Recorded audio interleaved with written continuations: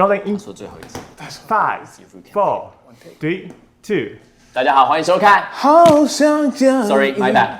好。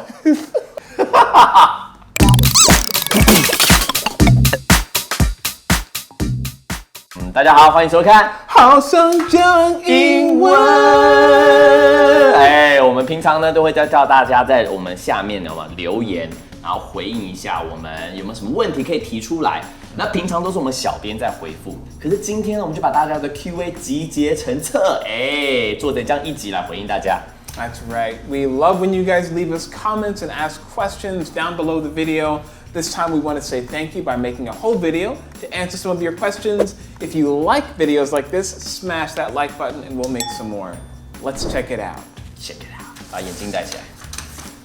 好，首先第一个，他说在信件结尾这一集当中，信件结尾这一集当中，有个叫 Jeff 胡的，他问说用 sincerely 可以吗？适合吗？适合. Of course, you can use sincerely at the end of your emails. However, it is not something you want to use at the end of every email. Like if you're sending an email to someone who is maybe a superior, or you need to have a more professional, polished tone, you could use something like sincerely. But if it's just a regular everyday email to one of your colleagues saying thanks or regards or cheers, best wishes would be fine. 正式的时候用 sincerely 不错，口语的时候就用其他的这样子。Yeah. Just make sure you don't end any email with "sent from my iPhone." Not a good sign off. 那还有另外一个呢，同一集那个李杰西，影片中的老师有提到说 ，Thanks for taking your time。请问 take your time 是慢慢来的意思吗？另外是不是有花时间处理的意思？ Usually when we say take your time, we're saying relax, don't worry, no need to rush, or I don't need you to do this right away. One of your colleagues comes to you, hands you an assignment and says, hey, you can take your time with this. It just means 不用马上做完。有时候 Gabe 在上厕所的时候，我都会说，take your time， Take your time， 对 ，no need to rush， no need to rush。但同样呢，也是同一集有一个叫 Mr. Randy TW，he ask， 明信片的写法也是可以一样的吗？ Yes, Mr. Randy, you can use any of those sign-offs that you learned from emails when you are signing off on a postcard. However, if it's a postcard, it seems like it might be a little bit more personal. So maybe you could use some other ones like yours truly, or until we meet again, or just love Mr. Randy TW. You know. 没错，因为 postcard 明信片应该都寄给你自己熟识的人，比较 close 的。Yeah. Your friends, your family, your lover, Your pen pal, your secret admirer. Whatever. 懂了哈 ，Mr. Randy TW. That's right. Thank you very much, Mr. Randy. Thank you. We love you. 在另外一集是跟着老师动一动，里面的一个 Annie Lin， 她问说，请问比腕力的英文要如何表示呢？谢谢。Arm wrestling. So that kind of competition or that kind of game would be called arm wrestling. You could arm wrestle someone. Like, oh, I want to arm wrestle Noah after we finish. And he would probably beat me because Noah has giant muscles. Anyway, 他都想卡了，你看。那在同一集呢，我们的 Ray 庄文瑞我喜欢你的名字，哲学家的名字文瑞。好，他问说，折手的英文是什么？你知道怎么折手吗？ okay, now I Googled 折手。对，不是这个不是这个。No, that is pop locking. I Googled 折手 and I got lots of pictures of like really cute cats and dogs sitting with their little paws underneath their bellies. And I thought, I don't think that's what he's talking about. But my best guess could be if you're talking about this, 没错。 yeah, then this is cracking your knuckles. 你什么时候会做这个动作 You're ready to punch somebody.？Or you ready to do something？ Ready to do some work. 会花很多力气的。对 Yeah, cracking your knuckles. 那个声音怎么说 I think we would also give it a crack, yeah, or a pop.？Pop。 Yeah, crack or pop.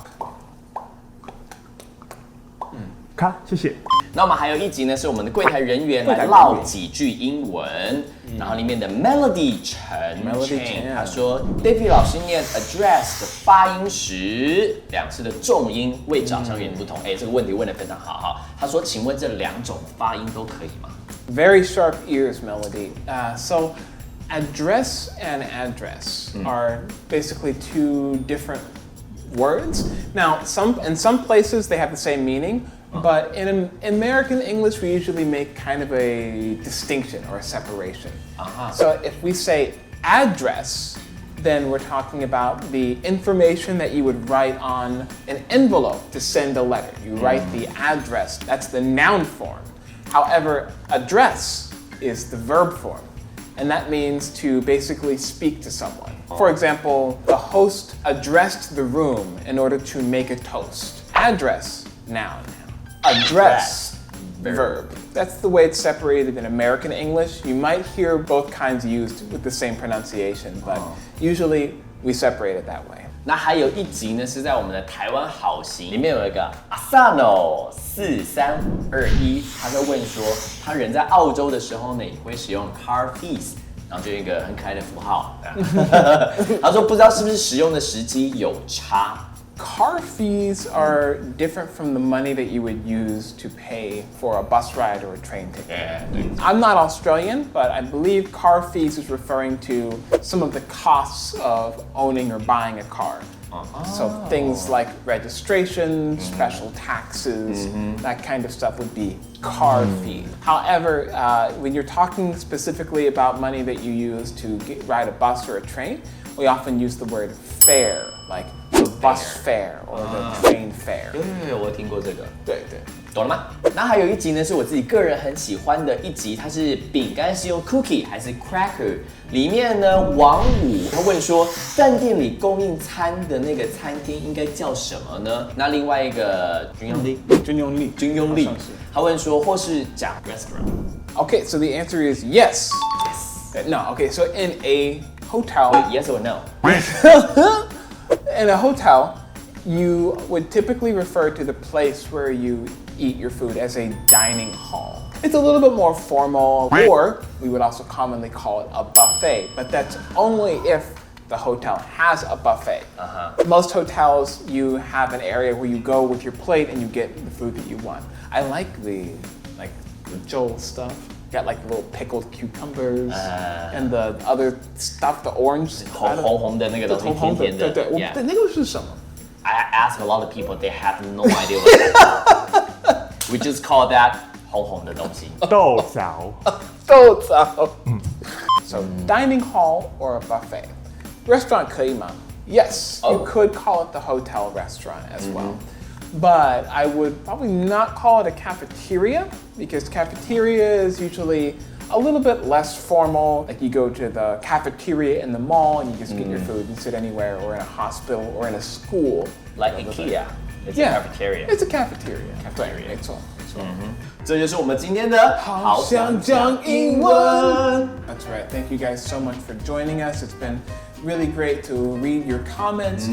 Make sure that you keep on leaving comments and questions below the videos. Obviously, we read them. Smash that like button, hit subscribe, and let us know if you like what you see, and we'll keep on doing it. See you later. Bye bye bye bye bye.